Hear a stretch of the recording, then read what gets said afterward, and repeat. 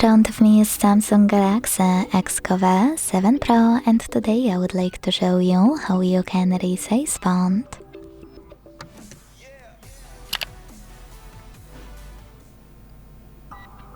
Begin by opening Devices Settings.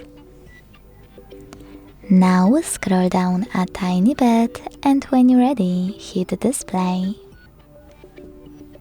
Then scroll down again to click on Font Size and Style. Operate this slider under Font Size to adjust it, and when you're ready, go back.